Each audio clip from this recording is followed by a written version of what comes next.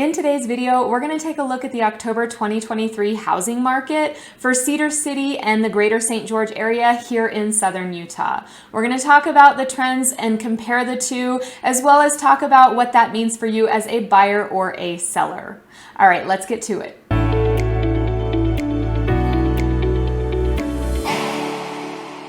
If this is your first time to this channel, we talk about everything there is to know about living in southern Utah. My name is Elizabeth Prisbrey. I'm with Stratum Real Estate Group. If you are looking to buy, sell, or invest here in southern Utah, I would love to help you. You can find my information up here in the corner or down below in the description. Please don't hesitate to reach out. So I thought it would be easier to jump into some slides so that you can see a visual of these two cities. We're going to put Cedar City and St. George right next to each other where we can so that you can see how they compare, and then we'll discuss them individually.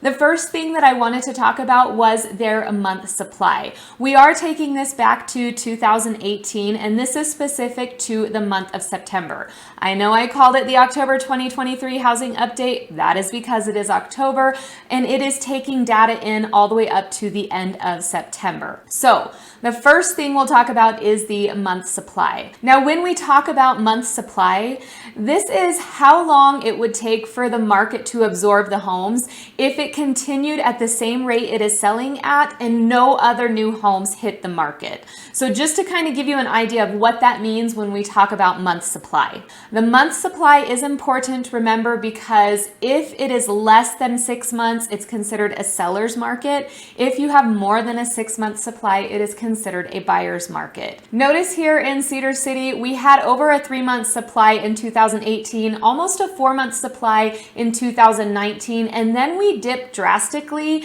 in 2020 and 2021. This is important for the home price increase that we saw over the last several years, and we'll talk about it a little bit more later. Now notice in 2022, we get back up to what we were seeing before 2020.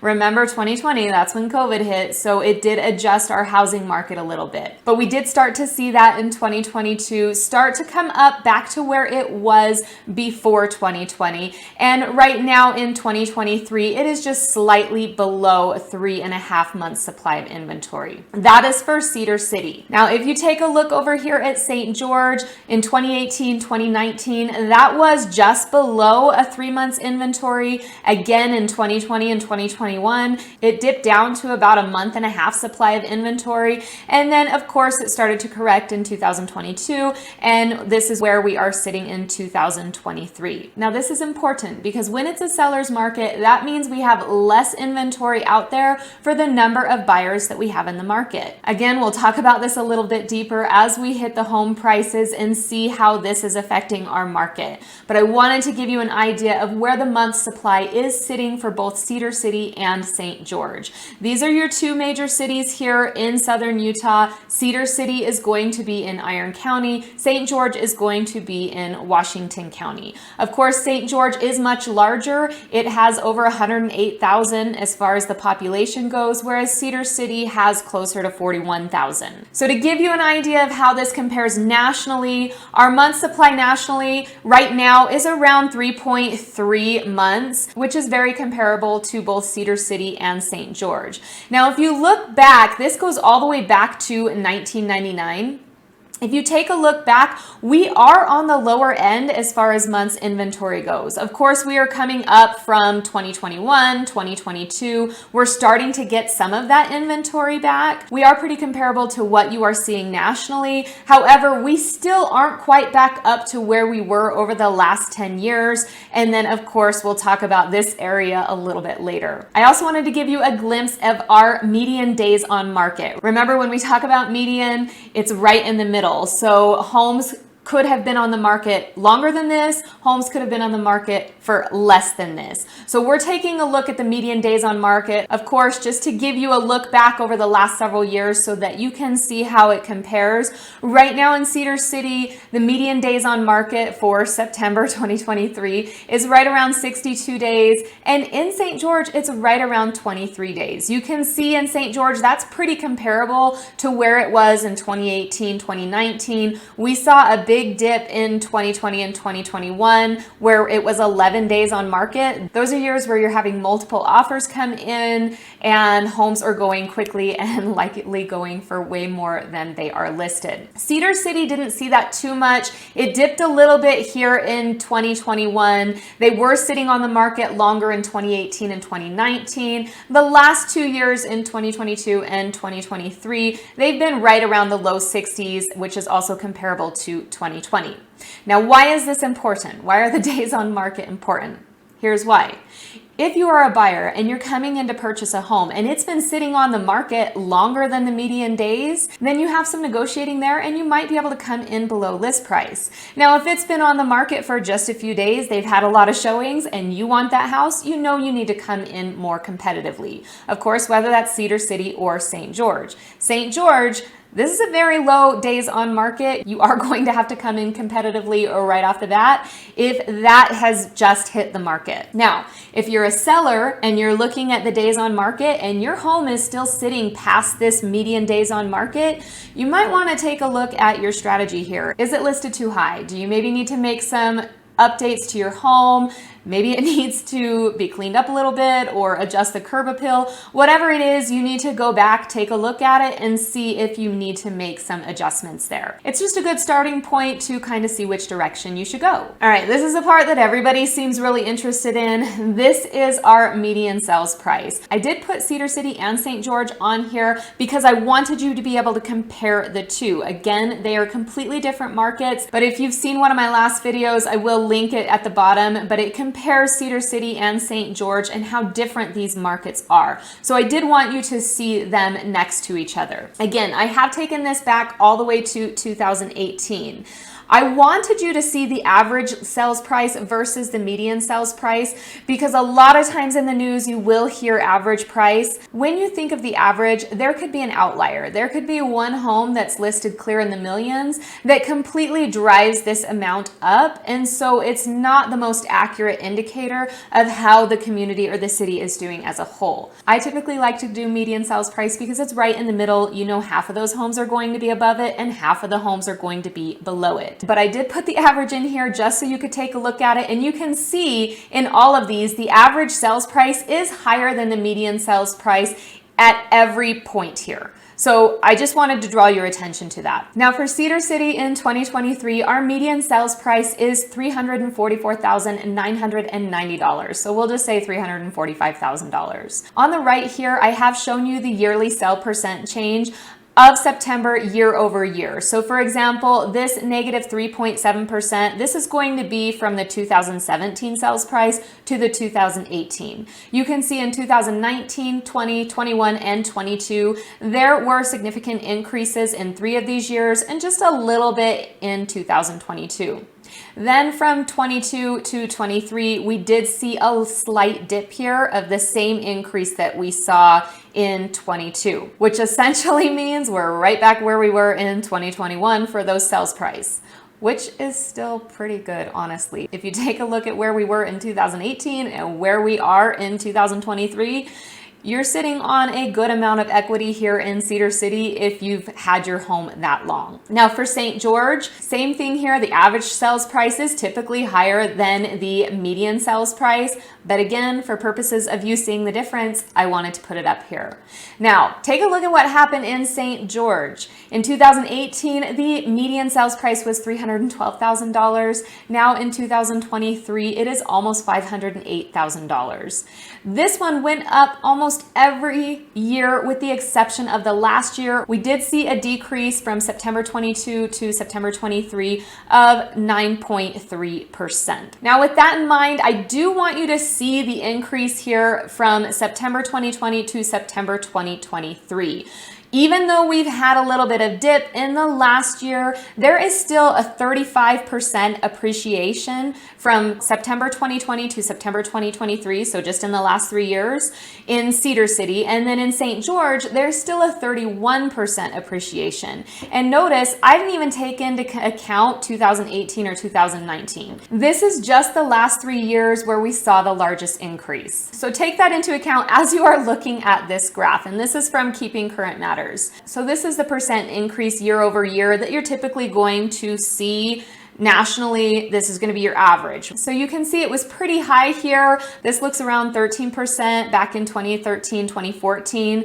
Most of the time we're down here around 5 and 6%. We saw a dip down here in 2019, beginning of 2020. Remember when things were locked down, before we saw huge increases of 20% and more of home appreciation. Now remember this 2012, 2013, this was after we had had a housing crash. Things had gotten pretty low and they started to climb back up. So let's say on average, we're going to appreciate 5 to 6% per year. Now, if we go back and we take a look at what has happened over the last 3 years, we've gained 35% appreciation in Cedar City, 31% appreciation in St. George. So even though we have a little bit of dip in these, if you bought before that time point, you are still sitting on quite a bit of equity. Now, as you've seen, home prices appreciated quite a bit over the last several years. They are starting to look like they are coming down a little bit, but we're not seeing a huge decrease based on the increase that we saw. Yes, they're correcting a little bit, but we saw how much they grew. So why is that? Especially when you think about where interest rates currently are. For example, I've dropped us into Freddie Mac's website so we can take a look at where interest rates are. Right now for a 30-year mortgage, the average is about 7.31%. 15-year is going to be about 6.72%. Now I have this on the last 5 years because we've been looking back to 2018. You can see back in 2018, 2019, where our numbers were a little bit more similar as far as days on market and months supply to what they are now, but our interest rates were sitting just under 5%. Well, you can see those dip down here in 2020, 2021. They're really pretty low. This is below 3%. Then we saw a huge spike in our interest rates over the last year and a half. We've all been here, we've all experienced it, up to where we are today at 7.31%. Again, that's average, so take that into consideration. So we can see on here interest rates are high. We can see that back here in 2021, when we saw our home prices shoot up, both in Cedar City, St. George, nationally, we know why. You saw our month's inventory. It went down to 1.5 months supply in both Cedar City and St. George, which means there weren't enough homes on the market for the mass buyers that were coming into the market, having sat there waiting through COVID. Then we had really low interest rates that caused a lot of people to get antsy and to flood the market, and we did not have the inventory, which shot up our prices. Fed started to try and correct, adding interest rates, taking us higher and higher and higher until we all got really sad. And their whole goal is to try and correct the market. But why aren't we seeing the correction that they are hoping for? Well, there's a few different reasons that I want to talk about. The first one is there's not enough new builds coming to the market. If you take a look here, this is new construction, but we had 14 straight years below the 52-year average of new builds. This is where we are now. We're finally back up to that average, but it's still not causing our home prices to drop because we are still lacking inventory. That is one of the reasons we have not seen the home prices crash. Another reason we are not seeing a lot of homes flood the market to help out our inventory is the interest rate where people currently sit. 70.7% of mortgages are less than 4%. So if we take a look at this, we have 26% that are less than 3%. We have 44.7% that are between 3 and 4%, and we have 20.3% that are between 4 and 5%, with just 5.3% between 5 and 6%, and just 3.7% greater than 6%. So when you take that into consideration, and we'll put this into a pie chart here, again, these slides are from Keeping Current Matters. When you take that into consideration, we have this group that is less than 3% interest rate. They're not selling. Why would they sell? That's a great interest rate. That's a great payment. Then we have these people that are between 3 and 4% that are probably not going to sell either. It's going to be a while before we see those kind of interest rates again. Then we have these people between 4 and 5% that are going to think really hard before they sell. Not saying they won't sell, but they're going to think pretty hard about it before they do.